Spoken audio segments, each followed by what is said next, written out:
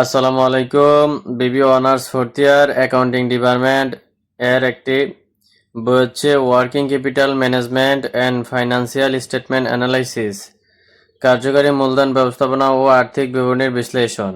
এটা মেন বই, আমাদের কমার্স পাবলিকেশন এর থেকে নেওয়া। তো এই বইয়ের উপরে ধারাবাহিকভাবে এটা সম্পূর্ণ ম্যাথ সাবজেক্ট, এই ধারাবাহিকভাবে অধ্যায়গুলোর ক্লাস নেওয়া হবে। আপনারা যারা ধারাবাহিকভাবে মেইন বইয়ের ক্লাসগুলো পেতে চান তাহলে আমাদের চ্যানেলটা সাবস্ক্রাইব করে রাখবেন। ধারাবাহিক ক্লাসগুলো এখানে আপলোড করা হবে। এখন থেকে তো মেইন বই থেকেই প্রশ্ন করা হয়, আর মেইন বইয়ের প্রশ্ন সমাধান যদি আপনি পারেন, যে বিগত সালের যে কোয়েশন বা সাজেশন, যে ব্যতিক্রম সাজেশন কিনেন, ওগুলো আপনারা ম্যাথ করতে পারবেন, সমস্যা নেই। মূল কথা হচ্ছে আপনারা যখন নিয়ম শিখবেন তখন আপনারা অটোমেটিক্যালি অঙ্ক করতে পারবেন। আরেকটা কথা হচ্ছে, বইয়ের মধ্যে সবগুলো নিয়ম দেওয়া থাকে, সাজেশনের মধ্যে সবগুলো নিয়ম দেওয়া থাকে না। বিগত পরীক্ষার যে নিয়মগুলো আসে ওগুলোই দেওয়া থাকে, কিন্তু দেখা যাচ্ছে যে বইয়ের মধ্যে আরও অনেক নিয়ম দেওয়া আছে। হঠাৎ করে যদি নিয়ম চেঞ্জ করে দেয় তাহলে যারা মেইন বই পড়ে নাই তারা অঙ্ক করতে পারবে না। তো আমরা সবগুলো ক্লাস মেইন বই থেকে নিব, আপনারা মেইন বইয়ের নিয়মগুলো শিখবেন। তো আমরা এখন 1 নম্বর অধ্যায়ের অঙ্ক করব। এই যে আমাদের 1 নম্বর অধ্যায়ের নাম হচ্ছে কার্যকরী মূলধন পরিচিতি, ইন্ট্রোডাকশন টু ওয়ার্কিং ক্যাপিটাল। এই অধ্যায়টা ফুললি ম্যাথ। তো আমরা সরাসরি ম্যাথে চলে যাই। এখন আমরা অঙ্ক সমাধান করব। এটা হচ্ছে মেইন বইয়ের, কমার্স পাবলিকেশন বইয়ের 1-38 problem and solution part B sorted. B পার্টে এই প্রশ্নগুলো আছে। তো বি পার্টে যে প্রশ্নগুলো আসে এগুলো আমরা কিছু দেখব, তারপর সি পার্টের প্রশ্নগুলো দেখব। তো আপনারা পেজ মিলিয়ে নেবেন। এটা হচ্ছে 2025-এর এডিশন। তো মেইন বইয়ের মধ্যে ম্যাথ কোনো সামনে পিছিয়ে যায় না, সিরিয়াল ঠিকই থাকে। এরপরও আপনারা বইয়ের পেজ দেখে মিলিয়ে নেবেন। তো আমরা প্রবলেম 1 দেখি। এখানে বলছে following is the financial information of Pradeep limited. Pradeep limited কারো যদি বইয়ের সিরিয়ালের সাথে না মিলে, কেউ যদি অন্যান্য পাবলিকেশনের বই কিনেন তাহলে জাস্ট এই ম্যাথের নামগুলো কিন্তু সেম থাকবে, অথবা এইটা প্রবলেম 1-এ আছে, অন্যান্য পাবলিকেশনে প্রবলেম 3-তে দেওয়া আছে, কাছাকাছি থাকে, আপনারা একটু খুঁজলে পাবেন। তো following is the financial information of Pradeep limited. এখানে ক্যাশ আছে কত, 20 লক্ষ টাকা, অ্যাকাউন্ট রিসিভেবল আছে 20 লক্ষ টাকা, ইনভেন্টরি আছে 30 লক্ষ টাকা, অ্যাকাউন্টস পেয়েবল আছে 20 লক্ষ টাকা, ব্যাংক ওভারড্রাফট আছে 5 লক্ষ টাকা। এখন আমাদেরকে কি বলছে, ক্যালকুলেটটা আমরা দেখি। বলছে ক্যালকুলেট দ্য ফলোইং রেশিওস, আমাদেরকে এর নিচের অনুপাতগুলো বের করতে বলছে। 1 নম্বর বলছে গ্রোস ওয়ার্কিং ক্যাপিটাল, 2 নম্বর বলছে নেট ওয়ার্কিং ক্যাপিটাল। এখন কথা হচ্ছে 1 নম্বর রিকোয়ারমেন্ট আমরা গ্রোস ওয়ার্কিং ক্যাপিটাল বের করব, 2 নম্বর রিকোয়ারমেন্টে নেট ওয়ার্কিং ক্যাপিটাল বের করব। তো আমি এর আগে সূত্রগুলো দেখাই নাই, যে ক্লাসে যে সূত্রের অ্যাপ্লাইগুলো করব ওই সূত্রগুলো আপনারা সাথে সাথে খাতায় নোট করে মুখস্থ করে নেবেন। তো এই অঙ্কের জন্য আমরা দুইটা সূত্র জানি। গ্রোস ওয়ার্কিং ক্যাপিটাল হচ্ছে টোটাল কারেন্ট অ্যাসেট। এখানে যতগুলো কারেন্ট অ্যাসেট আছে আমরা খুঁজে কারেন্ট অ্যাসেটগুলো যদি যোগ করে দিই তাহলে আমরা গ্রোস ওয়ার্কিং ক্যাপিটাল পাবো। আর নেট ওয়ার্কিং ক্যাপিটালের সূত্র হচ্ছে current asset minus current liability. এখানে যে কারেন্ট অ্যাসেট এবং কারেন্ট লাইবিলিটি আছে, কারেন্ট অ্যাসেট থেকে যদি আমরা কারেন্ট লাইবিলিটির যোগফল বাদ দিয়ে দিই তাহলে আমরা নেট ওয়ার্কিং ক্যাপিটাল পাবো। আচ্ছা, আমরা একটু সমাধান দেখি। As a solution requirement 1, we know that, আমরা জানি যে total current asset is equal to gross working capital, মানে গ্রোস ওয়ার্কিং ক্যাপিটাল হচ্ছে টোটাল কারেন্ট অ্যাসেটের যোগফল। তারপর উদ্দীপকে আমাদের দেওয়া ছিল তো হোয়ার, যেখানে টোটাল কারেন্ট অ্যাসেট হচ্ছে cash plus account receivable plus inventory, তিনটা হচ্ছে কারেন্ট আমাদের কারেন্ট অ্যাসেট উদ্দীপকে দেওয়া ছিল। তো ক্যাশ ছিল 20 লক্ষ টাকা, অ্যাকাউন্ট রিসিভেবল 20 লক্ষ টাকা প্লাস ইনভেন্টরি 30 লক্ষ টাকা, এই সবগুলো তিনটা যোগ করলে আসবে 70 লক্ষ টাকা। সুতরাং গ্রোস ওয়ার্কিং ক্যাপিটাল 70 লক্ষ টাকা। এই সূত্রগুলো আপনারা মুখস্থ করে নেবেন। তারপর রিকোয়ারমেন্ট 2 হচ্ছে উই নো দ্যাট, আমরা জানি নেট ওয়ার্কিং ক্যাপিটাল। 2 নম্বর রিকোয়ারমেন্টে বলছে নেট ওয়ার্কিং ক্যাপিটাল বের করার জন্য। নেট ওয়ার্কিং ক্যাপিটালের সূত্র হচ্ছে উই নো দ্যাট, আমরা জানি net working capital equal total current asset minus total current liability. তো টোটাল কারেন্ট অ্যাসেট আমরা পেয়েছি কত, 70 লক্ষ টাকা। তার 70 লক্ষ টাকা লিখে দিলাম মাইনাসের মাইনাস। আর টোটাল কারেন্ট লাইবিলিটি আমরা একটু ওয়ার্কিং করি হেয়ার। টোটাল কারেন্ট লাইবিলিটিস হচ্ছে অ্যাকাউন্টস পেয়েবল, ব্যাংক ওভারড্রাফট। প্রশ্নের মধ্যে উপরে দেওয়া আছে অ্যাকাউন্টস পেয়েবল 20 লক্ষ টাকা এবং কি ব্যাংক ওভারড্রাফট 5 লক্ষ টাকা। এগুলো current liability, long term liability আবার হবে না। তো এখানে কারেন্ট লাইবিলিটি আর কারেন্ট অ্যাসেটের সম্পর্ক। তো কারেন্ট লাইবিলিটি দুইটা যোগ করলে হয় কত, 25 লক্ষ টাকা। তো 70 লক্ষ টাকা থেকে 25 লক্ষ টাকা বিয়োগ করলে আসে 45 লক্ষ টাকা থাকে। এটা হচ্ছে আমাদের কি নেট ওয়ার্কিং ক্যাপিটাল। আশা করি দুইটা রিকোয়ারমেন্ট বুঝতে পেরেছেন। এখন আমরা দেখব প্রবলেম 2। বি পার্টে আসে B2 এখানে লেখা, তো এখানে ব্যালেন্স শিট দেওয়া আছে 31/12/2024। অ্যাসেট কি কি দেওয়া আছে? Cash, receivable, inventory, prepaid rent, net, fixed asset. আর এই পাশে দেওয়া আছে liability and capital, accounts payable, notes payable, others current liability, long term ডেপ্ট, কমন স্টক, রিটার্নিং আর্নিং।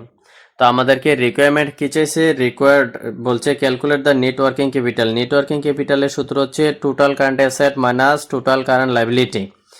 তো এখানে টোটাল কারেন্ট অ্যাসেট কি কি আছে? Cash, account receivable, inventory, prepaid rent, এইগুলো হচ্ছে টোটাল কারেন্ট অ্যাসেট। এগুলো কারেন্ট অ্যাসেট, এগুলো আমরা যোগ করবো। আর নিট ফিক্সড অ্যাসেট, তাহলে আমরা ফিক্সড অ্যাসেট নিব না, শুধু নেব কারেন্ট অ্যাসেট। এই পাশ থেকে কারেন্ট লাইবিলিটি নিব, accounts payable, notes payable, other currents liability, এগুলো কারেন্ট লাইবিলিটি। আর নিচেরগুলো আমরা নিব না, কারণ লং টার্ম ডেপ্ট, কমন স্টক, রিটার্নিং আর্নিং এগুলা কারেন্ট লাইবিলিটির মধ্যে আসে না।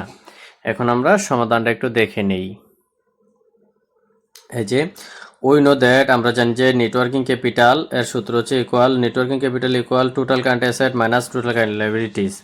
তো টোটাল কারেন্ট অ্যাসেট হচ্ছে কত টাকা? টোটাল কারেন্ট অ্যাসেট হচ্ছে ক্যাশ 50,000 টাকা, অ্যাকাউন্ট রিসিভেবল হচ্ছে কত? 70,000 টাকা, ইনভেন্টরি 2 লক্ষ টাকা, প্রিপেড রেট 5,000 টাকা।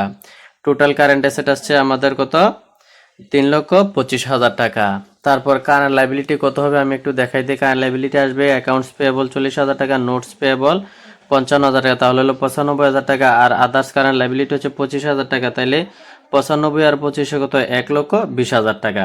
তাইলে আমরা এখানে বসাই দিতে পারি টোটাল কারেন্ট অ্যাসেট পাইছি 3,25,000 মাইনাসে মাইনাস কারেন্ট লাইবিলিটি হচ্ছে 1,20,000 টাকা। 3,25,000 থেকে 1,20,000 টাকা বাদ দিলে আমরা পাবো 2,05,000 টাকা।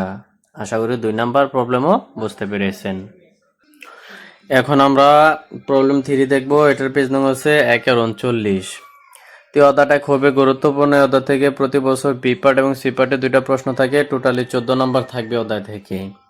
তো প্রবলেম 3 এটা আপনারা পারবেন। এখানে কি বলছে? Calculate the networking capital from the following data. এখান থেকে নেটওয়ার্কিং ক্যাপিটাল করতে বলছে। নেটওয়ার্কিং ক্যাপিটালের সূত্র হচ্ছে কি? Total current asset minus total current liability. তো এটা আপনারা করবেন, আমি একটু বলে দেই। কারেন্ট অ্যাসেটে কি কি যাবে? Cash in hand, cash at bank, account receivable, closing inventory, এগুলা যাবে কোথায়? কারেন্ট অ্যাসেটে। আর অ্যাকাউন্টস পেয়েবল, স্যালারিজ পেয়েবল এগুলা যাবে কারেন্ট লাইবিলিটির মধ্যে। আর যে ফিক্সড অ্যাসেট, এটা অ্যাসেটে যাবে না, কারণ এটা অ্যাসেট, এটা fixed asset not current asset. Long term ডেপ্ট, এটা কারেন্ট লাইবিলিটির মধ্যে যাবে না, এটা লং টার্ম। এই দুইটা এইগুলো আপনার যোগ করে দিয়ে দিলেই হয়ে যাবে। আমি একটু সমাধানটা দেখিয়ে দিচ্ছি। এই যে আমরা সূত্র লিখলাম যে যেখানে এখানে শর্ট করছে total current asset minus total current liability. Total current asset আসছে কত? 6,10,000 টাকা। আর কারেন্ট লাইবিলিটি আসছে কত? 2,65,000 টাকা। এখানে বসিয়ে দিলে আমরা আনসার পাবো 3,45,000 টাকা। কারেন্ট অ্যাসেটে কি কি দিয়েছে? Cash in hand plus cash at bank, account receivable, inventory. Fixed asset দেয় নাই, কারণ ওটা কারেন্ট অ্যাসেট না। আর লাইবিলিটির মধ্যে অ্যাকাউন্টস পেয়েবল, স্যালারিজ পেয়েবল দিয়েছে, লং টার্ম ডেপ্ট দিবে না, কারণ এটা আসবে না। এখন দেখব প্রবলেম 4।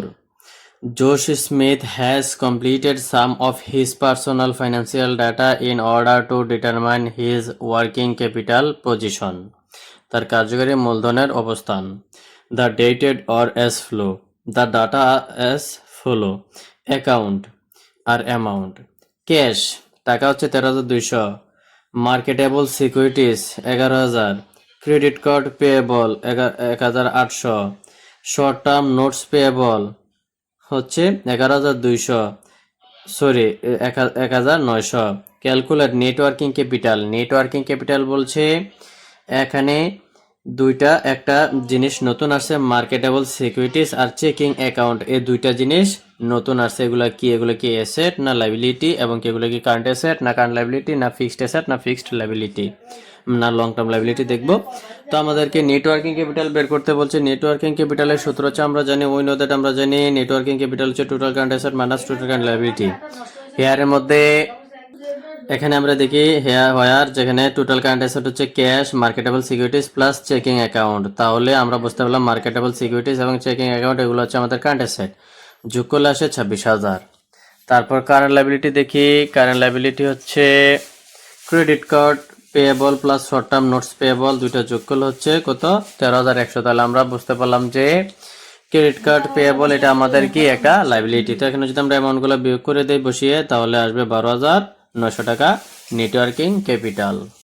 আজকের ক্লাস আমরা এখানেই শেষ করতে পারি। পরবর্তী ক্লাসে আমরা আরো অঙ্ক সমাধান করব এবং ধারাবাহিকভাবে আমরা প্রত্যেকটা চ্যাপ্টারের অঙ্কগুলা মেইন বই থেকে দেব, আপনারা মেইন বই থেকে দেখে নেবেন এবং কি মেইন বইয়ের নিয়ম যদি আপনারা পারেন, সাজেশন যা ব্যতিক্রম সাজেশন ওগুলো আপনারা সহজে সমাধান করতে পারবেন। নিয়ম সকলের জন্য সেম, তবে সাজেশনের মধ্যে আপনারা এই অঙ্কগুলো পাবেন না, এই অঙ্কগুলো পাবেন না, কারণ সাজেশনের মধ্যে দেওয়া থাকে শুধু বোর্ডে যেগুলো আসে ওগুলা। তো এখন তো বোর্ডে আর রিপিট করে না বা বই থেকে প্রশ্ন করে, তো এই জন্য এখন থেকে আমাদের বই পড়া উচিত। বইয়ের সাথে পেজ আপনারা মিলিয়ে নেবেন, কমার্স পাবলিকেশন অথবা অন্যান্য যে পাবলিকেশন থাকে, আপনার জাস্ট প্রশ্নের এই যে লাইনটার নামটা দেখলেই খুঁজে বের করতে পারবেন। তাহলে আশা করি আর সবাই কমার্স পাবলিকেশনের বই কেনার চেষ্টা করবেন। ক্লাসগুলো কেমন লাগছে আমাদেরকে জানিয়ে দিবেন এবং চ্যানেলটাকে সাবস্ক্রাইব করে রাখবেন।